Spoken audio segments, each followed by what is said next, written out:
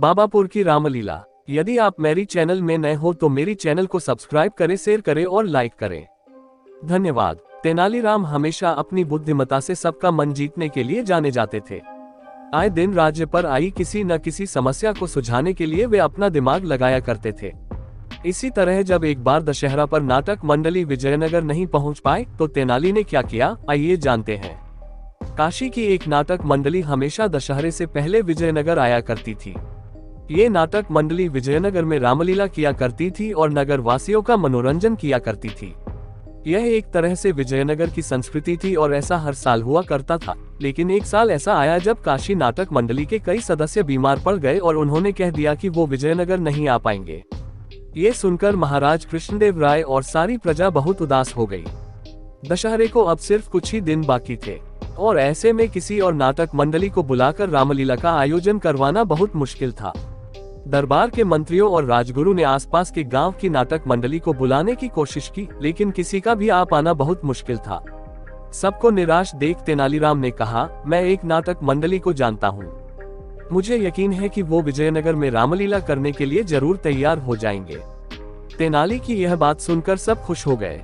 इसके साथ ही राजा ने तेनाली को मंडली बुलाने की जिम्मेदारी सौंप दी और तेनाली ने भी रामलीला की तैयारी करना शुरू कर दी।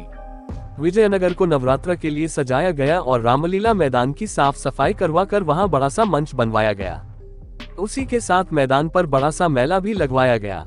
जब नगर में रामलीला होने की खबर फैली तो सारी जनता रामलीला देखने के लिए उत्सुक हो गई। रामलीला वाले दिन सभी लोग रामलीला देखने के लिए मैदान में इकट्ठे हो गए। वहीं महाराज कृष्णदेव राय, सभी मंत्रीगण और सभा के अन्य सदस्य भी वहां मौजूद थे। सभी ने रामलीला का खूब मजा उठाया। जब नाटक खत्म हो गया तो सभी ने उसकी बहुत तारीफ की। खासकर नाटक मंडली में मौजूद बच्चों की कलाकारी सभी को बहुत पसंद आई थी। महाराज सभी से इतना खुश थे कि उन्होंने पूरी नाटक मंडली को महल में खाना खाने का न्योता दे दिया। जब पूरी मंडली महल आई तो सभी ने महाराज, तेनाली और अन्य मंत्रीगण के साथ भोजन किया। इस दौरान महाराज ने तेनालीराम से पूछा कि उन्हें इतनी अच्छी मंडली कहां से मिली। इस पर तेनाली ने उत्तर दिया, ये मंडली बाबापुर से आई है महाराज। बाबापुर, इस जगह का नाम तो हमने कभी नहीं सुना। कहाँ है ये? महाराज ने आश्चर्य से पूछा। यही विजयनगर के पास ही है महाराज। तेनाली की यह बात सुनकर मंडली के सदस्य मुस्कुराने लगे। इस पर महाराज ने उनसे मुस्कुराने की वजह पूछी तो मंडली का एक बच्चा बोला, महाराज हम विजयनगर के ही रहने वाले हैं। इस मंडली को तेनाली बाबा ने तैयार करवाया है और इसलिए हमारा नाम बाबापुर की मंडली है।